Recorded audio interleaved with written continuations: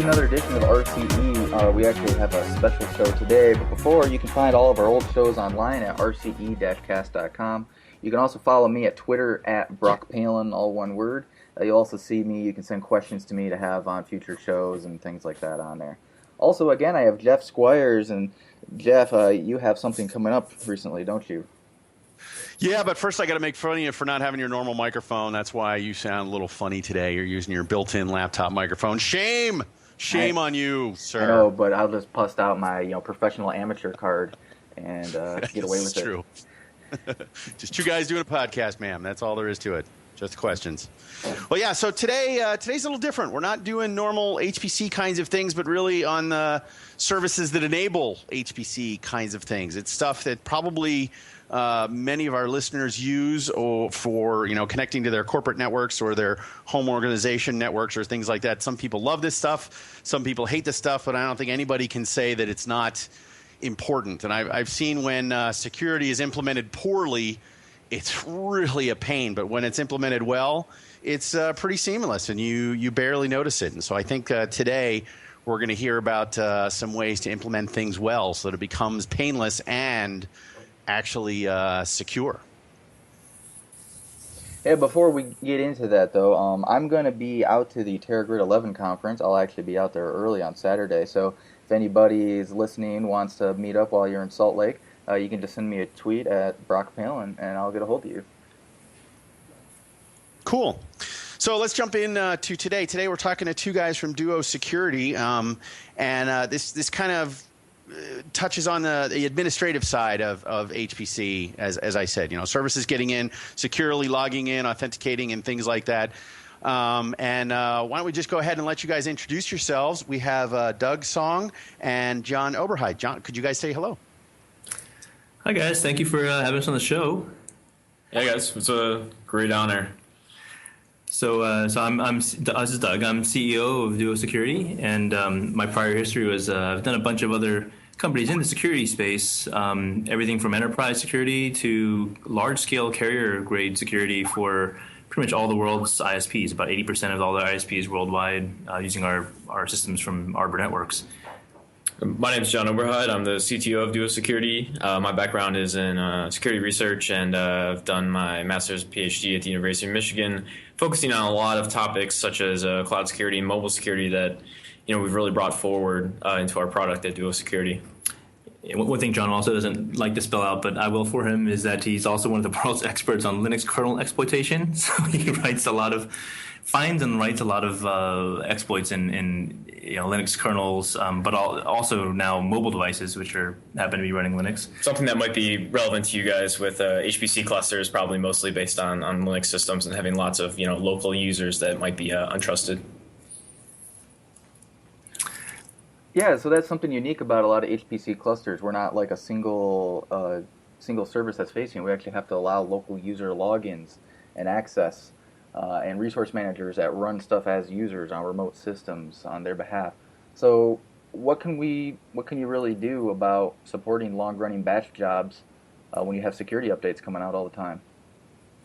Yeah, that's a big issue, and it's funny. The first thing whenever we debug an incident or something like this, is look at the uptime of the system, because guaranteed, if it's been up for more than a couple of weeks, there's probably been a vulnerability that's been published that would have led to a remote, well, not necessarily remote, but a root exploit if an attacker got access to the system.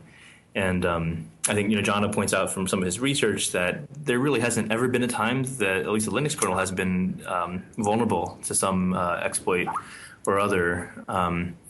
And so it is tough. It is tough to manage. And one of the things that we sort of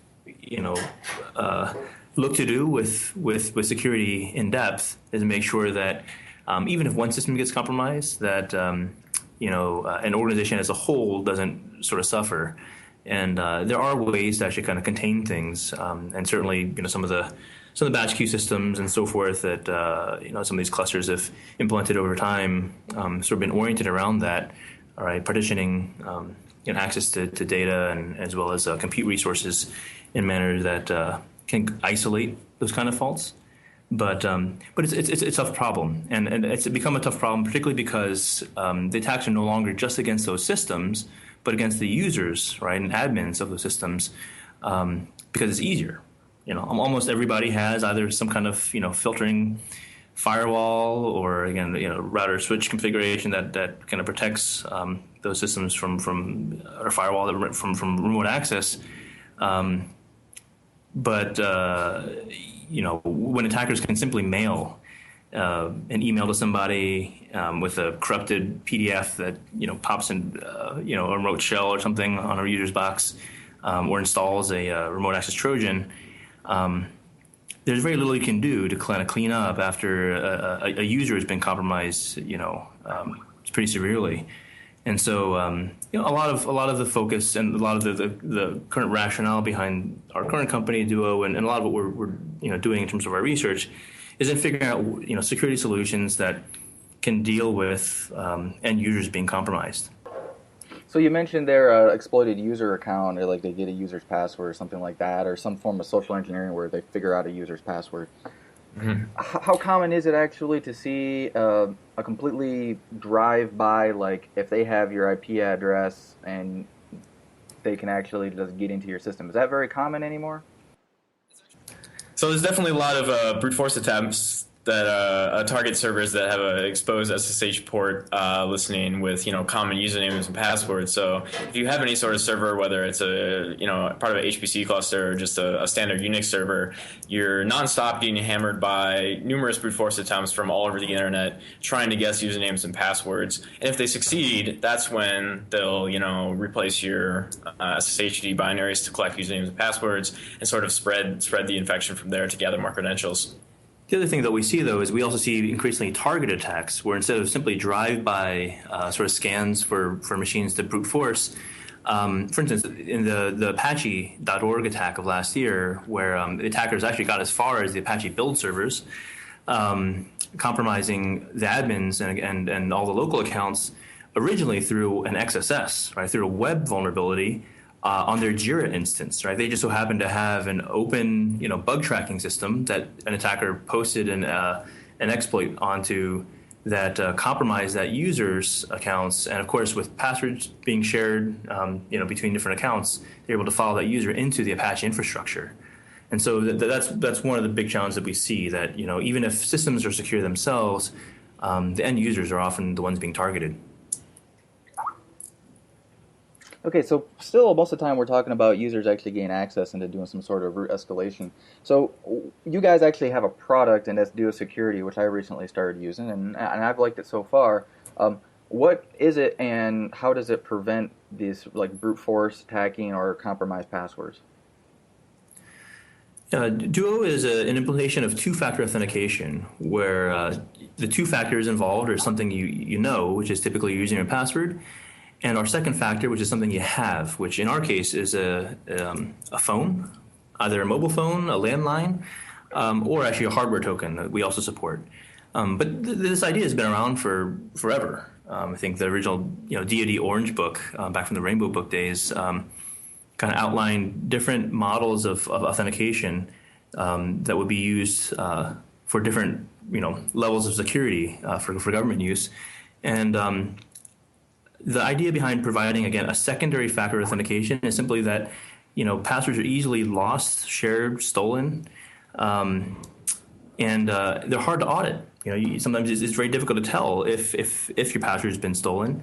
And if you're using things like SSH keys, for instance, right, those can also be stolen. Those are also just secret numbers that happen to be in a file on disk. But again, with end users being targeted, those can be stolen as well. And so the idea behind Duo is, try to make two-factor authentication as easy to deploy as possible, as easy to use as possible, and with as little administrative burden as possible, right? Because who has time to go and manage a bunch of hardware inventory in the form of these tiny little hardware tokens that you have to carry around? And our background being, I used to do actually security for the university, managing actually a bunch of Unix machines. I know the constraints, I think, of having any kind of security budget in sometimes in those environments.